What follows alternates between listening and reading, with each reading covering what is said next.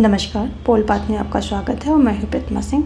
आज फिर हम कुछ महत्वपूर्ण प्रश्नों की प्रैक्टिस करेंगे और इस प्रैक्टिस में कोशिश करेंगे कि आपकी थ्योरी का रिवीजन हो और आपका जो मेन कुछ नए फैक्ट्स आपको मिलें।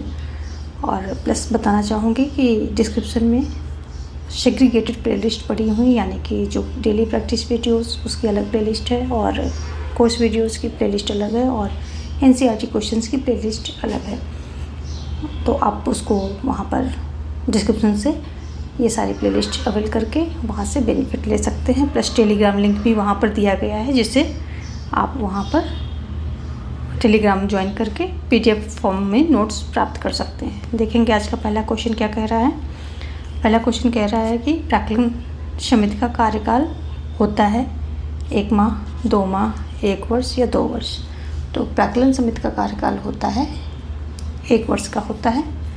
प्राक्कलन समिति जो सरकार द्वारा प्रस्तावित व्यय की समीक्षा करने के लिए ये प्राक्कलन समिति का गठन किया जाता है और सदस्य अधिक से अधिक 1 वर्ष के लिए नियुक्त किए जा सकते हैं इसमें। तो ऑप्शन यहाँ पर C जो है सही हो जाएगा। अगला देखेंगे। अगला क्वेश्चन कह रहा है भारत में निम्नलिखित में से कौन सा एक निकाय केंद्र तथा राज्यों के बीच वित्तीय संसाधनों के वितरण के संबंध में राष्ट्रपति को संतुलित करता है? कौन करता है? योजना आयोग करता है, राष्ट्रीय विकास परिषद करता है या वित्त आयोग करता है या उपयुक्त में से कोई नहीं। तो ऑप्शन C यहाँ पर सही हो जाएगा, वित्त आयोग। जो अनुच्छेद 280 के में वित्त आयोग के गठन का उपबंध किया गया है और आयोग का यह कर्तव्य होगा कि वह राष्ट्रपति को संघ और राज्यों के बीच करों के वितरण और राज्यों के बीच ऐसे आगमों के आवंटन के बारे में संस्तुतियाँ दे। तो ये ऑप्शन C वित्त आयोग यहाँ पर होगा। देखेंगे नेक्स्ट क्वेश्चन। भारतीय संविधान की प्रस्तावना में निम्न में से किस शब्द का प्रयोग नहीं किया गया है? गणराज्य, अखंडता, संघीय या समाजवादी, किसका नहीं किया गया है? तो जो भारतीय संविधान है इसकी प्रस्तावना में संप्रभु, समाजवादी, कौन कौन से वर्ड प्रयोग किए गए हैं? संप्रभु और समाजवादी, उसके साथ में पंथ निरपेक्ष प्रजातांत्रिक, पंथ निरपेक्ष प्रजातांत्रिक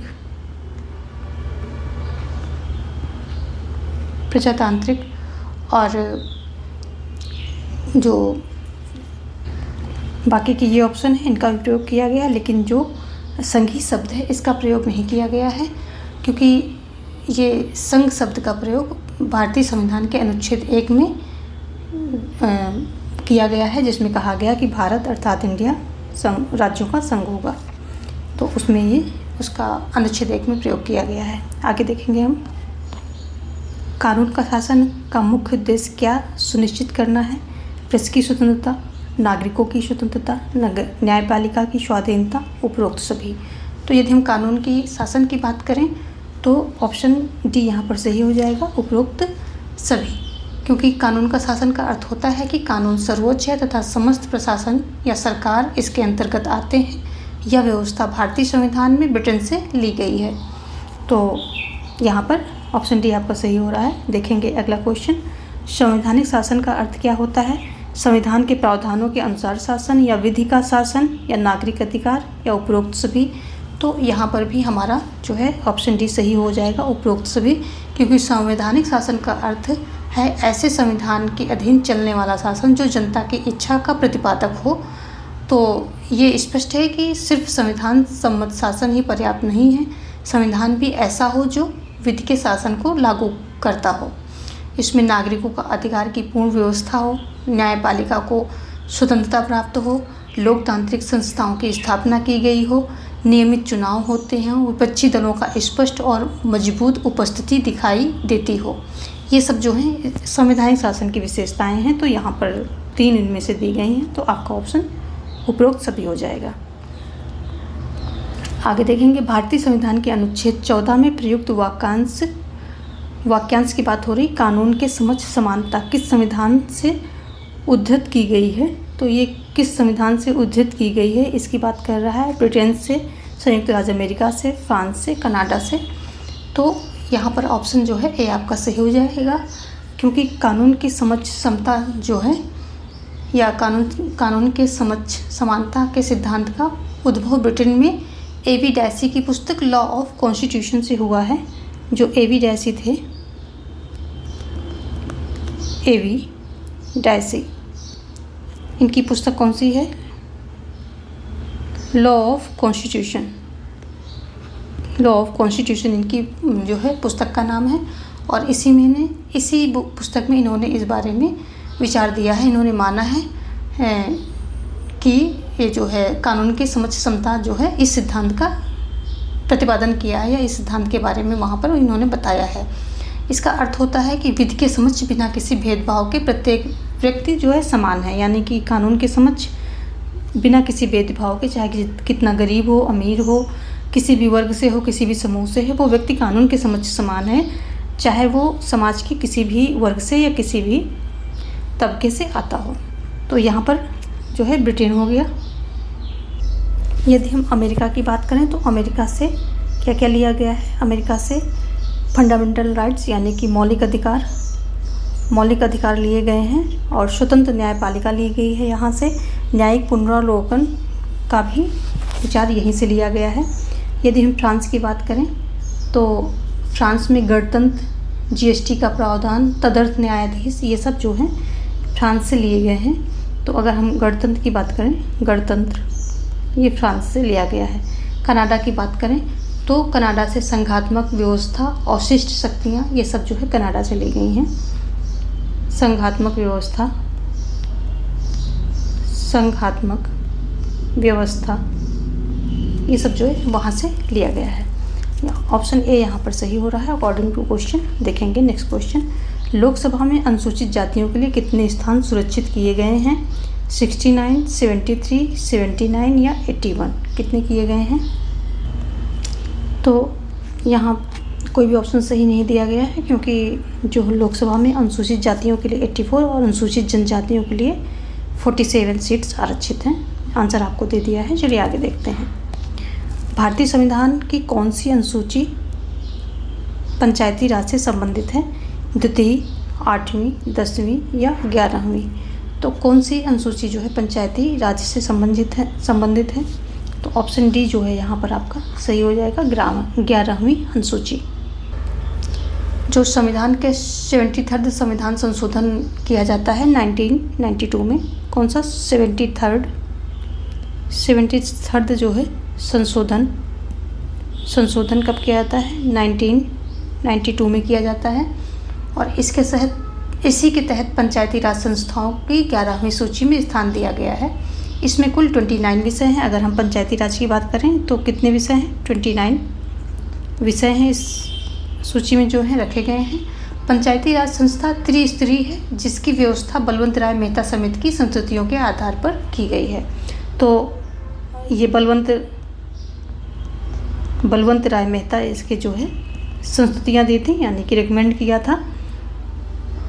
तो उन्हीं के रिकमेंडेशन के आधार पर ये जो है किया गया है। तो ये इसके कुछ मेन फैक्ट हैं, देखेंगे हम आगे। अगला क्वेश्चन कह रहा है राष्ट्रपति के चुनाव में निम्न में से कौन भाग नहीं लेता है? नहीं पूछ रहा है। राज्यसभा के निर्वाचित सदस्य, लोकसभा के निर्वाचित सदस्य, विधानसभाओं के निर्वाचित सदस्य या विधान परिषदों के निर्वाचित सदस्य। नहीं की बात हो रही है, तो विधान परिषदों के निर्वाचित सदस्य जो है ये भाग नहीं लेते हैं। इसमें लोकसभा तथा राज्यसभा के निर्वाचित सदस्य भाग लेते हैं और राज्य की विधानसभाओं के निर्वाचित सदस्य भाग लेते हैं। तो इतने भाग लेते हैं। आगे हम देखेंगे यहाँ पर नहीं लेता है तो कौन? ये विधान परिषदों के निर्वाचित सदस्य। आगे देखेंगे निम्नलिखित में से किस अधिकार का वर्णन डॉक्टर अंबेडकर ने संविधान के हृदय एवं आत्मा के रूप में किया है? समानता का अधिकार, स्वतंत्रता का अधिकार, संपत्ति का अधिकार या संवैधानिक उपचारों का अधिकार? तो जो ऑप्शन डी है यहाँ पर यही सही हो रहा है। संवैधानिक उपचारों के अधिकार को जो है डॉक्टर अंबेडकर ने संविधान के हृदय एवं आत्मा कहा है और उन्होंने कहा है इसके बिना संविधान बेकार हो जाएगा। ऑप्शन डी यहाँ पर सही हो रहा है। देखेंगे हम अगला। भारतीय संविधान में उपबंधित मूल कर्तव्यों को प्राप्त नहीं किया जा सकता है, प्राप्त नहीं है। भारतीय संविधान में उपबंधित मूल कर्तव्यों को प्राप्त नहीं है। यानी कि क्या प्राप्त नहीं है? कानूनी अनुशक्ति, राजनीतिक अनुशक्ति, या सामाजिक अनुशक्ति, या नैतिक अनुशक्ति। तो इनको जो है कानूनी अनुशक्ति प्राप्त नहीं है। ऑप्शन ए यहाँ पर सही हो जाएगा। संविधान के अनुच्छेद 51 का भाग 4 इसमें जो है ये मूल कर्तव्यों की बात की गई है। और जो 42वें 42nd अमेंडमेंट था, संशोधन जो था, इसके तहत ये किया कब गया था? 1976 में, जब ये राष्ट्रीय आपात चल रहा था उस समय किया गया था। तो उसी समय इसको सम्मिलित किया गया है 42nd संविधान संशोधन के द्वारा। और मूल कर्तव्य न्यायालय के माध्यम से प्रवृत्त नहीं कराए जा सकते हैं। और आज हमारे संविधान में नागरिकों के लिए 11 मूल कर्तव्य निहित हैं। जब ये इंसर्ट किए गए थे 1976 में, तब 10 थे, लेकिन अभी जो है एक और किया गया है, तो अभी 11 हैं। टोटल 11 जो हैं। 11वां है कि गार्जियन का कर्तव्य है कि बच्चों को स्कूल भेजें। ये है 11वां हमारा जो है इंसर्ट किया गया है। आगे देखेंगे, निम्नलिखित में किसने अनुच्छेद 356 को सुरक्षा का पाठ कहा है? डॉक्टर राजेंद्र प्रसाद ने, डॉक्टर BR अम्बेडकर ने, जवाहरलाल नेहरू ने, या सरदार वल्लभ भाई पटेल ने? किसने किया है? तो सुरक्षा का पाठ कहने वाले जो हैं डॉक्टर BR अम्बेडकर हैं। इन्होंने जो है ये एक विधिवेत्ता थे और संविधान के मुख्य वास्तुकार माने जाते हैं। और इन्होंने अनुच्छेद 356 को सुरक्षा का पाठ कहा था। ऑप्शन यहाँ पर बी सही हो जाएगा। देखेंगे हम अगला क्वेश्चन। निम्नलिखित में से कौन एक राज्य के नीति निर्देशक तत्वों में से सम्मिलित नहीं है? यहाँ पर नहीं बताना है आपको। धर्म को अबाध रूप से मानने, आचरण तथा प्रचार की स्वतंत्रता, या समान न्याय तथा निःशुल्क विधिक सहायता, या कामगारों के लिए निर्वाह मजदूरी, या वन तथा वन्य जीवों की रक्षा। तो ऑप्शन नहीं पूछ रहा है, तो ऑप्शन ए होगा, जो धर्म को अबाध रूप से मानने तथा आचरण और प्रचार की स्वतंत्रता, ये मूल अधिकार में दिया गया है। जबकि जो अनुच्छेद 39A है, 39 जो ए है, ये समान न्याय तथा निःशुल्क विधिक सहायता की बात करता है। समान न्याय तथा निःशुल्क विधिक सहायता की बात कौन करता है? 39A ये बात करता है। और 33 कामगारों के लिए निर्वाह मजदूरी की बात करता है। 43 जो 43 है ये कामगारों के लिए निर्वाह मजदूरी की बात करता है। और जो वन तथा वन्य जीव की सुरक्षा की बात जो होती है, ये 48A करता है। 48A के द्वारा ये बात की जाती है। तो ये सारे जो हैं हमारे तीनों जो हैं नीति निर्देशक तत्वों के अंतर्गत आते हैं, जबकि ये मूल अधिकार के अंतर्गत आता है। आगे देखेंगे हम। अगला क्वेश्चन क्या कह रहा है कि भारत में केंद्र राज्य संबंधों का परीक्षण निम्नलिखित में से किस आयोग द्वारा किया गया था? ऑप्शन है ठक्कर आयोग, सरकारिया आयोग, लिंगदोह आयोग, या मंडल आयोग। किसके द्वारा जो है ये किया गया था? तो ऑप्शन जो है यहाँ बी सही हो जाएगा, सरकारिया आयोग। जस्टिस रणजीत सिंह सरकारिया की अध्यक्षता में केंद्र राज्य संबंधों का अध्ययन करने के लिए एक आयोग की स्थापना की गई। और इस आयोग ने अपनी रिपोर्ट 1988 में केंद्र सरकार को दे दी थी। इस रिपोर्ट में मजबूत केंद्र की वकालत की गई थी। इस रिपोर्ट के आधार पर अंतर्जातीय परिषद जो है ये भी इनका भी जो है इनके बारे में रिकमेंडेशन इसमें दी गई थी। आगे अगर हम बात करें मंडल आयोग, तो ये आरक्षण से संबंधित है, आप सभी को पता है। इसमें क्या था कि इसमें सामाजिक एवं आर्थिक रूप से जो पिछड़े थे उनकी पहचान करनी थी। सामाजिक और आर्थिक, जो सामाजिक आर्थिक रूप से पिछड़े हुए थे उनकी जो है पहचान करनी थी। और बिंदेश्वरी प्रसाद मंडल इसके जो है बिंदेश्वरी प्रसाद मंडल इसके अध्यक्ष थे। उन्हीं के नाम पर जो है इसको मंडल आयोग कहा जाता है। इन्हीं के नाम पर ये मंडल आयोग नाम पड़ा है। और ठक्कर आयोग की बात करें तो ठक्कर आयोग जो है, जो इंदिरा गांधी की हत्या का मामला था उसकी जांच के लिए बैठा था कि इसमें जो है जो चिकित्सा अधिकारियों से जो चूक हुई थी उसके बारे में जांच करनी थी और हत्या के बारे में जांच करनी थी। ये सारी जांचों के लिए ये बैठाया गया था ठक्कर आयोग। और यहाँ पर अकॉर्डिंग क्वेश्चन आपका जो है बी आंसर जो है सही हो रहा है, ऑप्शन बी सही हो रहा है। देखेंगे हम नेक्स्ट क्वेश्चन। भारत में सांप्रदायिक निर्वाचन प्रणाली कब लागू हुई थी? 1892 में, 1909 में, या 1919 में, या 1035 में? ये 1035 नहीं होना चाहिए, यहाँ पर 1935 होना चाहिए। कर लेते हैं इसे। तो किसमें जो है ये प्रणाली, जो सांप्रदायिक निर्वाचन प्रणाली कब शुरू हुई थी? तो 1909 में जो है ये शुरू हुई थी। ऑप्शन जो है बी यहाँ पर सही हो जाएगा। और भारत में पृथक सांप्रदायिक निर्वाचन प्रणाली 1909 में शुरू हुई थी और इसे मार्ले मिंटो सुधार बिल के द्वारा जो है सर्वप्रथम शुरू की गई एक प्रकार से प्रणाली माना जाता है। यह अंग्रेजों की फूट डालो और राज करो नीति का एक भाग मानी जाती है। तो इसमें ये किसमें जो 1909 को मार्ले मिंटो सुधार अधिनियम के नाम से भी जाना जाता है। मार्ले मिंटो सुधार अधिनियम। और इस अधिनियम को मार्ले ने मिंटो से इसमें ये कहा था कि हम नाक के दांत जो है ये इसको जो अधिनियम है इसे नाक के दांत के नाम से जाना जाता है, क्योंकि इन्होंने कहा था कि हम ऐसे जो है या ऐसा विष या ऐसा नाक के दांत जो है इस तरह से कर रहे हैं कि इसका रिजल्ट जो है बहुत भीषण होगा। तो यही मार्ले ने मिंटो से कहा था कि हम नाक के दांत बो रहे हैं जिसका फल बड़ा भीषण होगा, ऐसा इन्होंने बोला था। तो इसे जहरीला अधिनियम या नाक के दांत का अधिनियम भी माना जाता है, क्योंकि इसमें ये सेंटेंस मार्ले द्वारा बोला गया था। तो 1909 का जो ये अधिनियम है ये मार्ले मिंटो सुधार अधिनियम या नाक के दांत का अधिनियम भी बोला जाता है। और अगर हम 1892 की बात करें तो इस पर जो है भारतीयों को बजट पर बहस का अधिकार दिया गया था। बजट पर बहस का अधिकार मिला था और उस पर वोटिंग का अधिकार और ये सब सारे अधिकार अभी भी बाकी थे, नहीं मिले थे। और पूरक प्रश्न पूछना, जो वोटिंग का अधिकार, पूरक प्रश्न पूछना, ये दो अधिकार नहीं मिले थे। लेकिन हाँ जो है बजट पर बहस करने का अधिकार 1892 में दे दिया गया था।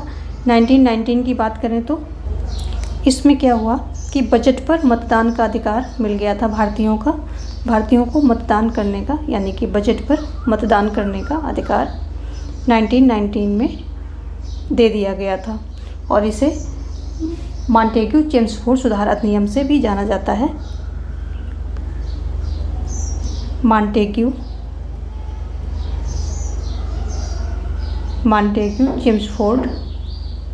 चेम्सफोर्ड सुधार अधिनियम के नाम से भी जाना जाता है। और यदि हम 1935 के भारत शासन अधिनियम की बात करें तो इसमें जो है प्रांतों को स्वायत्तता दी गई थी, यानी कि सुशासन किया गया था और द्वैत शासन व्यवस्था को प्रांतों से समाप्त करके केंद्र में लागू कर दिया गया था। तो ये 1935 की जो है विशेषता है। और ये स्वायत्तता जो है सरकारों को, जो प्रांतीय सरकारों को स्वायत्तता दी गई थी, ये 1 अप्रैल 1935 को दी गई थी। तो ये 1935 से हो गया। ऑप्शन यहाँ पर बी आपका सही हो जाएगा। देखेंगे नेक्स्ट क्वेश्चन। राज्यों में विधानमंडल के गठन संबंधी प्रावधान भारतीय संविधान के किस अनुच्छेद में उल्लिखित हैं? तो जो राज्यों में विधानमंडल के गठन संबंधी प्रावधानों की बात हो रही है, ये कहाँ उल्लिखित है? अनुच्छेद 168 में, अनुच्छेद 174 में, या अनुच्छेद 97 में, या अनुच्छेद 153 में? कहाँ पर जो है ये उल्लिखित हैं? तो ऑप्शन ए यहाँ पर सही हो जाएगा। अनुच्छेद 168 राज्यों में विधानमंडल के गठन की बात करता है और राज्यपाल विधानमंडल का अंग होगा, ऐसा जो है ये भी बताता है। तो देखेंगे ऑप्शन ए यहाँ पर सही हो रहा है। देखेंगे अगला क्वेश्चन। क्षेत्रीय परिषद का मुख्य कार्य है अंतर्राष्ट्रीय विकास में सहायता करना, अंतर्राज्यीय विवादों का समाधान, अंतर्राज्यीय सहयोग प्रदान करना, या उपरोक्त सभी। तो यहाँ क्षेत्रीय परिषद की बात हो रही है। तो इसमें जो है तीनों ही चीज़ें सही हैं, तीनों ही सेंटेंस सही हैं। तो ऑप्शन डी यहाँ उपरोक्त सभी हो जाएगा। जो राज्य पुनर्गठन अधिनियम 1956 के द्वारा भारत में राज्य क्षेत्र को 5 क्षेत्रों में बांटा गया और प्रत्येक क्षेत्र के सामान्य हितों के विषय पर सलाह देने के लिए क्षेत्रीय परिषदें बनाई गई हैं, जिससे कि राज्यों, संघ राज्य क्षेत्रों और संघ के बीच सहयोग और सहकारिता सुनिश्चित हो सके। तो ये सारी बातें जो हैं इसमें जो है करने के लिए इसको जो है इसके क्षेत्र में रखा गया है। ऑप्शन डी जो है यहाँ पर सही हो जाएगा। देखेंगे हम अगला क्वेश्चन। राज्यसभा को अनन्य अधिकार प्राप्त है, किस लिए प्राप्त है? आपातकाल की घोषणा को पुष्टि के विषय में, आपातकाल की घोषणा के पुष्टि के विषय में, या नए राज्यों के सृजन में, या उपराष्ट्रपति के निर्वाचन में, या राज्य सूची में उल्लिखित विषयों पर संसद को विधि निर्माण हेतु अधिकृत करने में। तो जो राज्यसभा को अनन्य अधिकार प्राप्त है तो वो अकॉर्डिंग टू ऑप्शन इसमें अनन्य अधिकार इसको प्राप्त है कि राज्य सूची में जो उल्लिखित विषय हैं इस पर वो जो है संसद को विधि निर्माण हेतु अधिकृत कर सकती है। तो ये दिया किसमें है कि अनुच्छेद 249 जो है ये कहता है कि राज्यसभा अगर 2/3 बहुमत और कुल सदस्य संख्या के स्पष्ट बहुमत से प्रस्ताव पारित कर दे कि राज्य सूची का जो विषय है, जिस विषय की बात हो रही है, जिस विषय पर ये प्रस्ताव पारित कर रहे हैं वो राष्ट्रीय महत्व का हो गया है, तो संसद को उस विषय पर कानून बनाने का अधिकार हो जाता है। तो ऑप्शन डी यहाँ पर सही हो रहा है। देखेंगे हम अगला। सर हेनरी मैन का राज सिद्धांत प्रभावित हुआ था, किससे हुआ था? बेंथम की उपयोगितावाद से, सामाजिक विकास सिद्धांत से, या सामाजिक अनुबंध सिद्धांत से, या हीगल के आदर्शवाद से। तो यदि हम सर हेनरी मैन के राज सिद्धांत की सामाजिक विकास सिद्धांत में किससे प्रभावित हुआ था इसकी बात करें तो ये जो है सर हेनरी मैन का राज सिद्धांत सामाजिक विकास सिद्धांत से प्रभावित हुआ था। और जो हेनरी मैन ने राज्य की उत्पत्ति के विकासवादी सिद्धांत में रक्त संबंधों पर बल दिया था, इसे विकासवादी सिद्धांत का आवश्यक अंग माना है। तो जो है ऑप्शन यहाँ पर हो जाएगा आपका बी, सामाजिक विकास सिद्धांत से। यहाँ पर ये ऑप्शन आपका सही हो जाएगा। जो इन्होंने रक्त संबंधों पर बल दिया था और उसको विकासवादी सिद्धांत में आवश्यक अंग माना गया है। आगे देखेंगे यहाँ पर अगला क्वेश्चन क्या कह रहा है। 1936 में किसने कहा गांधीवाद जैसी कोई चीज़ नहीं है? जवाहरलाल नेहरू ने, मौलाना आज़ाद ने, टैगोर ने, या महात्मा गांधी ने? तो ये बात जो है स्वयं महात्मा गांधी ने ही कही थी कि गांधीवाद जैसी कोई चीज़ नहीं, सबकी अपनी अपनी विचारधाराएँ हैं और सब अपने विचारों को मानने के लिए आज़ाद हैं। और देखेंगे ऑप्शन डी यहाँ पर सही हो रहा है। अगला क्वेश्चन। व्यक्ति स्वपरक और अन्यपरक गतिविधियों में किसने भेद किया है? जे.एस. मिल ने किया है, या टी.एच. ग्रीन ने किया है, या आइजा बर्लिन ने किया है, या जेरमी बेंथम ने किया है? किसने किया है? तो ये जो है जे.एस. मिल द्वारा किया गया है। ऑप्शन जो है ए यहाँ पर सही हो जाएगा, क्योंकि जे.एस. मिल ने व्यक्ति की स्वपरक और अन्यपरक गतिविधियों में जो इनके कार्य हैं इनको 2 भागों में विभाजित किया है। और पहला जो स्वपरक है वो स्वयं से संबंधित कार्य है, और दूसरा जो अन्यपरक है वो अन्य लोगों से संबंधित कार्य है। मिल के अनुसार स्वयं से संबंधित कार्य पर व्यक्ति के ऊपर कोई नियंत्रण नहीं होना चाहिए, परंतु पर संबंधित कार्य जो हैं, यानी कि जिन कार्यों का दूसरों पर असर होता है या दूसरों को हानि उन कार्यों से पहुंचती है, तो उस बात पर, यानी कि अन्य परक कार्यों पर, जिस कार्यों से दूसरों को हानि हो रही है, तो उन कार्यों के लिए व्यक्ति को नियंत्रण करना चाहिए। तो ये जो है जे.एस. मिल के द्वारा दिया गया था। टी.एच. ग्रीन की बात कर लें तो ये सकारात्मक उदारवाद के जनक हैं और जो है ब्रिटिश आदर्शवाद का प्रतिपादन किया, जिसे ऑक्सफोर्ड दर्शन के नाम से जाना जाता है। आइजा बर्लिन की बात करें तो इन्होंने जो है स्वतंत्रता को 2 घटकों में विभाजित किया है, सकारात्मक एवं नकारात्मक। सकारात्मक और नकारात्मक इन 2 घटकों में विभाजित करने वाले आइजा बर्लिन ही हैं। जेरमी बेंथम की बात करें तो ये उपयोगितावादी हैं और उपयोगितावाद सिद्धांत का इन्होंने प्रतिपादन किया है। अधिकतम लोगों के अधिकतम सुख, ये इनके सिद्धांत का जो है मूल मंत्र है। तो ये सारी बातें हो गई अन्य जो है टॉपिक से। ऑप्शन ए यहाँ पर आपका सही हो रहा है। देखते हैं अगला क्वेश्चन। निम्नलिखित में से किस एक विचारों को स्वतंत्रता और समानता का परस्पर विरोधी माना गया है? लॉर्ड एक्टन को, हेराल्ड लॉर्स्की को, या टी.एच. ग्रीन को, या आर.एच. टॉकविले को? किसको माना गया है? तो यहाँ पर भी ऑप्शन ए जो है आपका सही हो जाएगा, क्योंकि जो लॉर्ड एक्टन हैं ये स्वतंत्रता और समानता को परस्पर विरोधी मानते हैं। इनका मानना है कि समानता की तीव्र अभिलाषा के कारण स्वतंत्रता की आशा समाप्त हो जाएगी, और ये भी कहते हैं कि स्वतंत्रता समानता की विरोधी है, क्योंकि कुछ लोगों में मानसिक शक्ति ज़्यादा है तथा कुछ में कम है। यदि कार्य करने की स्वतंत्रता हो जाए तो बुद्धिमान लोग अवसरों का अधिक लाभ उठाएंगे और साधारण लोगों की अपेक्षा वे अधिक उन्नति कर लेंगे। तो इसलिए जो है इन्होंने स्वतंत्रता और समानता को परस्पर विरोधी माना है कि अगर पूरी छूट मिल गई तो जो बुद्धिमान लोग हैं वो आगे निकल जाएंगे और जो थोड़ा कम बुद्धिमान है वो पीछे रह जाएंगे। यहाँ पर ऑप्शन ए जो है आपका सही हो जाएगा। हैरोल्ड लॉस्की जो लोक कल्याणकारी राज्य के ये क्या हैं, प्रवर्तक हैं। टी.एच. ग्रीन सकारात्मक उदारवाद के जो है जनक माने जाते हैं। आगे देखेंगे हम, एक अनोलोचित व्यक्तिवाद के एक अनोलोचित समूहवाद में परिवर्तित किए जाने का भय सदैव बना रहता है। यह विचार निम्नलिखित में से किस एक विचारक का है? हर्बर्ट स्पेंसर का है, जे.एस. मिल का है, बर्नार्ड बोसांके का है या एफ.एस. बेटले का है? किसका है ये जो है विचार? तो ये जो है जे.एस. मिल के द्वारा दिया गया है। जो उपरोक्त उक्ति है बना रहता है, ये जो है जे.एस. मिल के द्वारा कहा गया, क्योंकि जे.एस. मिल जो है व्यक्तिवाद स्वतंत्रता के पक्षधर थे और इनका जो है जो व्यक्ति की स्वतंत्रता है उसको इन्होंने महत्व दिया था, और जो व्यक्तिवादी हैं वो राज्य को आवश्यक बुराई मानते हैं, लेकिन जो क्या है राज्य के समर्थक हैं, समूहवादी विचारधारा राज्य की प्रबल समर्थक है, और व्यक्तिवाद के विपरीत समूहवाद जो है राज्य को एक ऐसी सकारात्मक अच्छाई मानता है जिसका कार्य व्यक्ति की स्वतंत्रता को छीनना नहीं वरन उसकी सुरक्षा करना है। और समष्टिवादियों का ये कथन है कि राज्य का अस्तित्व केवल उसकी शक्ति बनाए रखने के लिए नहीं होता है, वरन इसलिए होता है कि उसके सभी सदस्य वे कार्य कर सकें जो कार्य करने योग्य हों। तो इनका जो समष्टिवादी समूहवादी हैं ये राज्य को एक कल्याणकारी संस्था मानते हैं, और ये मानते हैं कि राज्य का कार्य जो है व्यक्तियों की सेवा करना है। और जबकि इसी पर जो है मिल कहते हैं कि व्यक्तिवाद जो है समूहवाद में परिवर्तित हो जाने का भय सदैव जो है बना रहता है। हर्बर्ट स्पेंसर की हम बात कर लेंगे, तो ये जो हैं वैज्ञानिक व्यक्तिवाद के जनक माने जाते हैं।